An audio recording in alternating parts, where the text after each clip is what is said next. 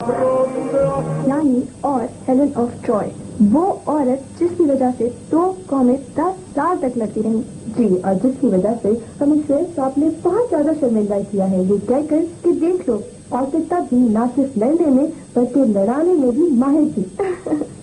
Greeks के बारे में एक और बहुत कि कहा जाता है beware of the Greeks when they come bearing gifts, यानी होशियार हो जाएं यूनानियों से अगर वो आपके लिए तोहफे लाने लगे तो। लेकिन आप लोगों को होशियार होने की बिल्कुल जरूरत नहीं है, क्योंकि ना तो वॉइस ऑफ डिस्कवरी के गिफ्ट आपके लिए यूनानियों ने भेजे हैं और ना ही गोल्ड के इस्लामाबाद ऑफिस में कोई यूनानी है। इसलिए अगर आपने अभी तक वॉइस ऑफ डिस्कवरी कॉन्टेस्ट में हिस्सा नहीं लिया है तो आप 15 सितंबर तक इसमें हिस्सा लेकर अपनी ड्रीम डेस्टिनेशन का टिकट जीत सकते हैं। भूलिएगा नहीं, आपने अपनी एंट्रीज PO बॉक्स नंबर 13457 पर कराची भेजनी है। ग्रीक्स के बारे में बाकी इंटरेस्टिंग बातें आपको बताएंगे शहरियार, जो है इस वक्त एथेंस में। लेकिन वहाँ जाने से पहले चलते हैं वॉइस ऑफ डिस्कवरी की पोर्ट पर और चेक करते हैं कि अदनान का सफर कैसा गुजर रहा है। अस्सलाम वालेकुम अदनान, क्या हो रहा है? वालेकुम अस्सलाम। क्या अच्छा सवाल किया आपने। सारी दुनिया को आप बता रही हैं कि ये वॉइस ऑफ डिस्कवरी हो रहा है और मुझसे पूछ रही हैं कि क्या हो रहा है। अरे नहीं, आप गलत समझे, हम ये पूछ रही हैं कि बोट पर क्या हो रहा है। अच्छा, बोट पे? सच पूछिए तो सिर्फ अयाशी हो रही है, वो अयाशी जिसके इससे पहले सिर्फ ख्वाब देखे थे। मर्जी से सोना, मर्जी से उठना, जब जी चाहे खाना, जो दिल चाहे खाना और जितना दिल चाहे खाना। इतने रिलैक्स माहौल में इतनी जबरदस्त एडवेंचर शायद ही किसी ने की हो। अच्छा ये बताइए, समंदर ज्यादा परेशान तो नहीं कर रहा? कभी कभी समंदर का मूड खराब हो जाता है, लेकिन उस वक्त और भी ज्यादा मजा आता है। हम सब क्रू के साथ मिलकर रस्से खींचते हैं, व्हील संभालते हैं, खूब मसल्स बन रहे हैं जनाब। अच्छा सर ये बताइए, कहीं सी सिकनेस वगैरह तो नहीं हो रही है आपको? जनरली स्पीकिंग तो बिल्कुल नहीं, बस एक दफा थोड़ी सी तबीयत खराब हुई थी। जब हम सिसली से निकले हैं तो थोड़ी दूर जाते ही अनएक्सपेक्टेडली एक तूफान में फंस गए थे। उस वक्त थोड़ी सी परेशानी हुई थी, लेकिन अब याद करता हूं तो सोचता हूं कि शायद इतनी जबरदस्त एडवेंचर और मैस्कुलिन एक्टिविटी का मौका फिर कभी नहीं मिलेगा। अच्छा अब आप उदास मत हो, अभी बहुत वक्त पड़ा है और अभी बहुत सफर है कराची तक का, और हम लोग तुम्हें दुआ कर रहे हैं कि अभी आपको 2-4 जबरदस्त और तूफान मिल जाए। ओके अदान, जुनेद, सलमान और फखर को हमारा सलाम कहेगा। आपका बहुत शुक्रिया। आपका भी बहुत शुक्रिया। खुदा हाफिज। खुदा हाफिज। और अब आप लोग हमारी शक्लों से ज्यादा ग्रीस देखने में इंटरेस्टेड होंगे, तो आइए चलते हैं ग्रीस यानी यूनान।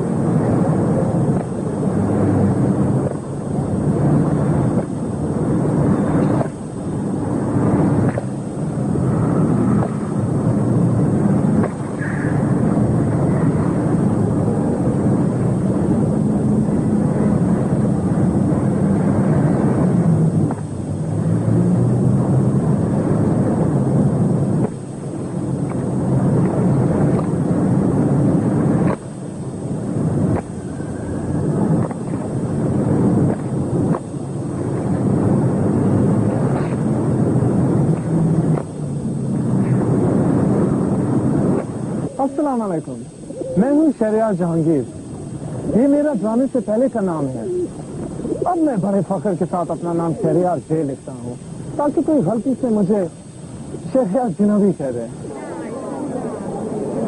ये ग्रीस है, वही ग्रीस जिसे ज्यादातर पाकिस्तानी यूनान के नाम से जानते हैं। वही यूनान जिसके दवाखाने आज भी पाकिस्तान की गली गली में फैले हुए हैं। यूनानी दवाखानों में बैठने वाले उन हजारों लाखों हकीमों ने यूनान कभी देखा नहीं होगा। मैं इस प्रोग्राम में उनको खास तौर पर यूनान से वेलकम करता हूँ।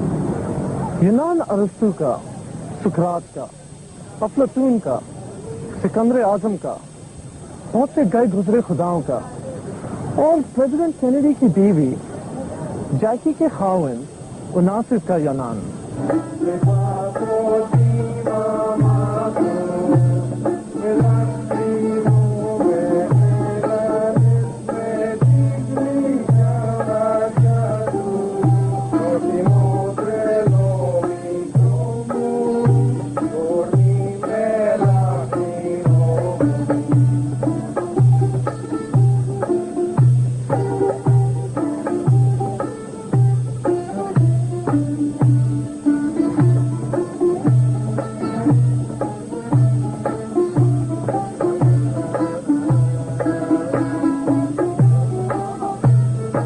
इस वक्त जहाँ मैं खड़ा हूँ इस जंगले के पीछे ruins हैं।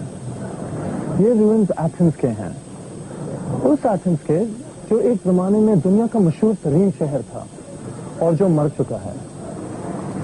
जो एथेंस मेरे सामने है ये इंतहाई मायूस कुन है। ये सिर्फ मेरी या शोहिद साहब की राय नहीं है। आप टूरिज्म पे बेस्ड कोई किताब उठा लें, इसमें एथेंस का चैप्टर इसी मायूसी से शुरू होगा। इसमें एथेंस का कोई कसूर नहीं, कसूर है हम जैसे आने वालों का, जो एक ऐसे ग्रैंड शहर का इमेज जहन में लेके आते हैं जो ऊंचे ऊंचे पिलर्स वाला होगा, जहां रोब पहने हुए फिलोसोफर्स, आर्टिस्ट और आर्किटेक्ट टहल रहे होंगे। यहां पहुंचते ही ये ख्वाब बड़ी बुरी तरह टूटते हैं। इसका आर्किटेक्चर बहुत ही बेजान और अनअट्रैक्टिव है। ये आपको अपनी तरफ खींचने की बजाय पुश करता है अपने पास की तरफ। तो आइए इस एथेंस से हटके उस एथेंस की तरफ चलते हैं जिसने एक जमाने में पूरी दुनिया को रोशनी बांटी।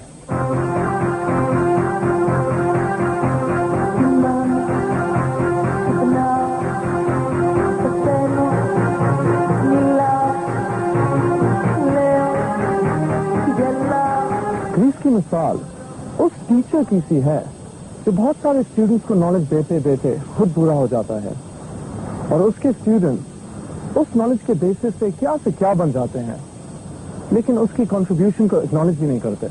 यूरोप की सारी डेवलपमेंट को थियोरेटिकल बेसिस ग्रीस ने प्रोवाइड किया था, लेकिन अफसोस की बात है कि वही मुल्क ग्रीस को कुछ साल पहले तक यूरोप में काउंट करने के लिए भी तैयार नहीं थे।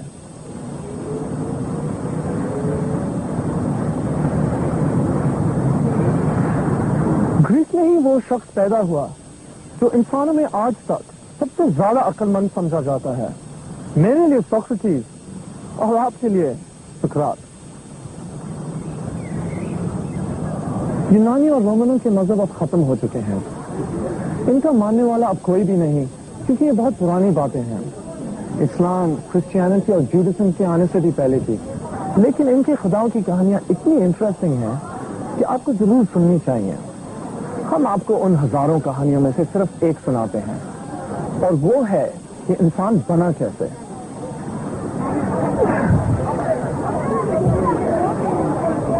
दो खुदाओं की ड्यूटी लग गई कि वो जमीन के लिए जानदार बनाएं। इन दो खुदाओं को, जो दोनों भाई थे, हम आसानी के लिए बड़े भैया और छोटे भैया कह लेते हैं। बड़े भैया बन गए सुपरवाइजर और छोटे भैया ने काम शुरू किया। पहले उन्होंने जानवर बनाए, किसी को पर दिए, किसी को ताकत दी, किसी को फुर्ती दी और किसी को चालाकी दी। अब आई इंसान बनाने की बारी। छोटे भैया ने जमीन से मिट्टी ली, समंदर से पानी और एक मखलूक बनाई which looked like the gods। लेकिन हुआ ये कि हजारों किस्मों के जानवर बनाते बनाते छोटे भैया के रिसोर्सेज खत्म हो गए। उनको समझ नहीं आ रही थी कि अब इंसान को जानवर से सुपीरियर कैसे बनाएं। बड़े भैया ने बहुत सोचा और गए आसमानों की तरफ, सूरज से थोड़ी सी आग चुराई और ये तोहफा दिया इंसान को। यहाँ से कहानी बहुत ही इंटरेस्टिंग हो जाती है।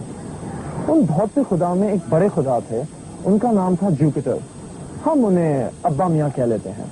अब्बा मियाँ को जब पता लगा कि बड़े भाई ने आग चुराई है और ये चोरी का तोहफा इंसान ने एक्सेप्ट भी कर लिया, तो उन्होंने इंसान को सजा देने का फैसला किया। सजा क्या थी? With due apologies to all women, अब्बा मियाँ ने सजा के तौर पर औरत बनाई और उस पहली औरत का नाम रखा पैंडोरा। उसको बनाया गया जन्नत में और हर खुदा ने उसको बनाने में हस्बे तौफीक हिस्सा डाला।